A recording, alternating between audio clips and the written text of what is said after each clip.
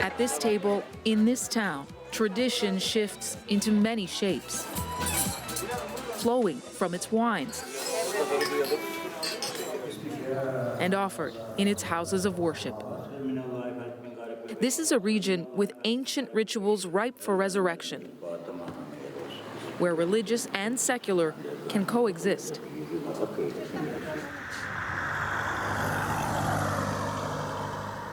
I hear lots of times from people that how do you produce wine in Turkey? Is it legal in Turkey? Does a Muslim produce wine in Turkey? They don't know our culture, and they don't know that we are a secular country. We are a part of Europe. They think that it's a Middle East country that strict rules enact. Burak Özkan's vineyard sits near Turkey's Mediterranean coast, surrounded by the Taurus Mountains, in the town called Elmalı, once home to ancient Anatolian cultures. The soil, the conditions, the climate are all perfect for growing grapes. But winemaking was essentially abandoned during the hundreds of years under Ottoman rule starting in the 13th century. Though Turkey has several successful wineries in other parts of the country, this is the first here in modern times.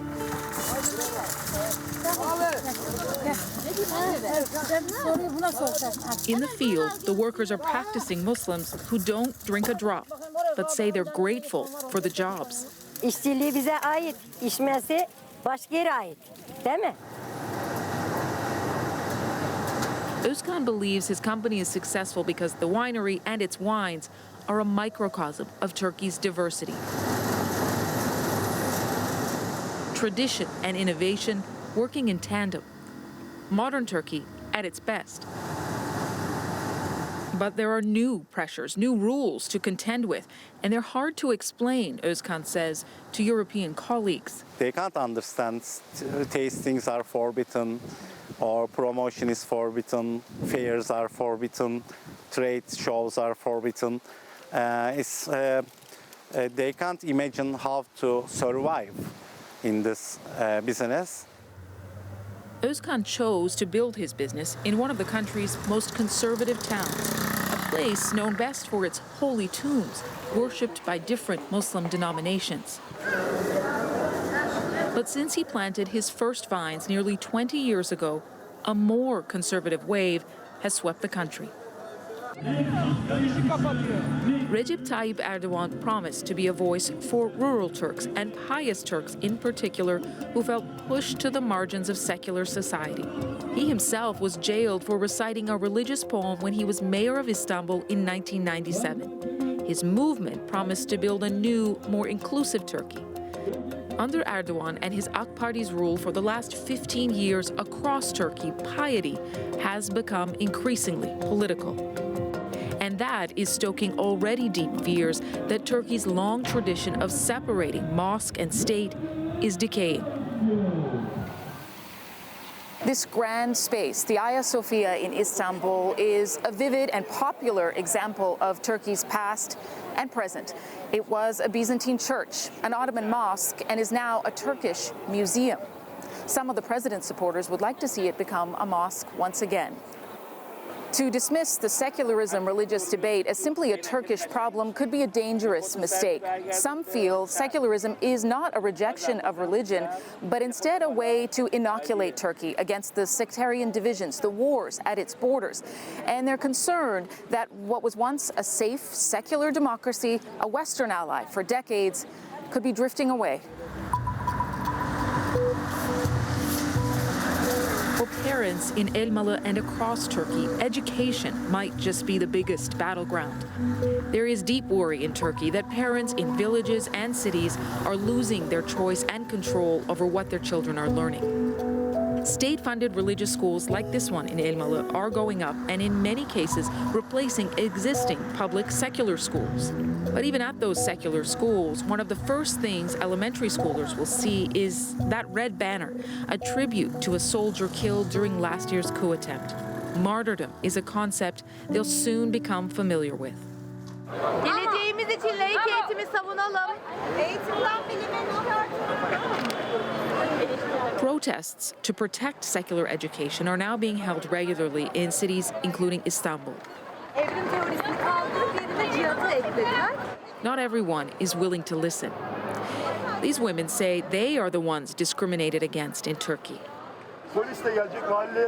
The man on the phone is threatening to call the police. He doesn't believe the group has a right to raise its concerns. Anger is routinely overtaking tolerance.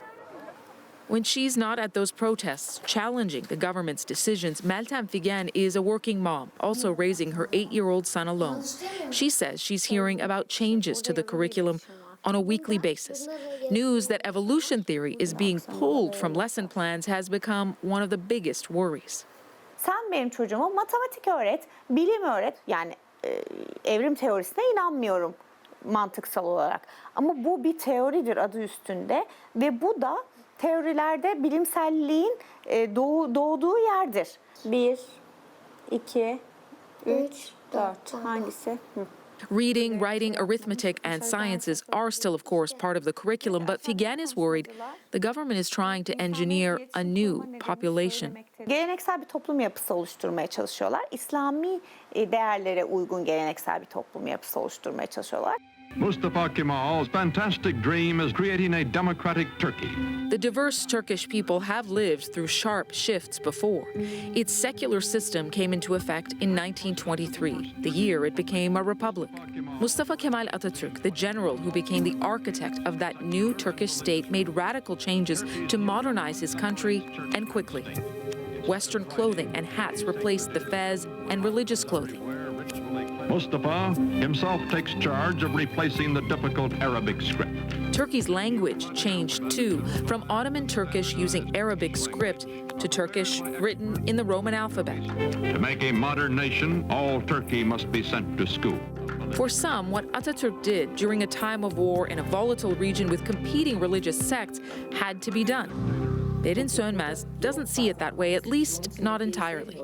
Atatürk'ün en büyük başarısı bunu başarıp bir bağımsızlık kazandırması bir ülkeye. Fakat kazandırdığı bağımsızlığın yönünü çizerken aşırı baskıcı, tepeden inmeci bir modernleşme dayatması ve bunun kısa sürede gerçekleşmesini istemesi tabii kırılmalara yol açtı. Sönmez is a devout Muslim and a devout feminist. Türkiye layıktır, layık kalacak. She was among the tens of thousands of women who felt the sting of secularism in the late 1990s.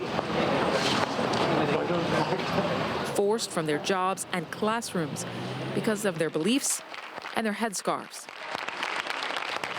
They would make up a large part of Erdogan's base. And now a new generation enjoys new freedom and wealth they feel they owe to the president.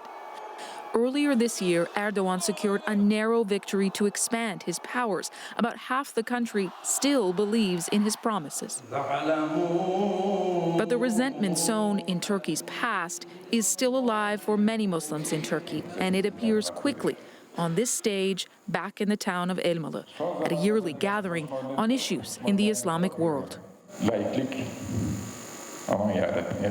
This writer compares secularism to a bat used to beat religious Turks. The speeches are to remind people of their roots, the sense of their struggle through Turkey's past and present, as they try to preserve religious traditions in a connected modern world. Özgürlük bir kere kafanın içinde olan bir şey. Ve bu özgürlük sadece Sönmez believes calling secularists out on their past mistakes is important. But she does not give the Erdogan government its authoritarian shift and crackdown on dissent a pass.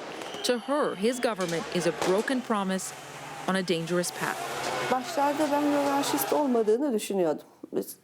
Samimi bir itirafla.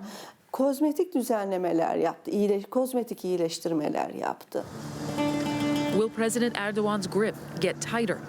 Will its founding fathers' dream of a secular democracy die? Will a Western ally become an enemy? These are fears that weigh on millions of Turks.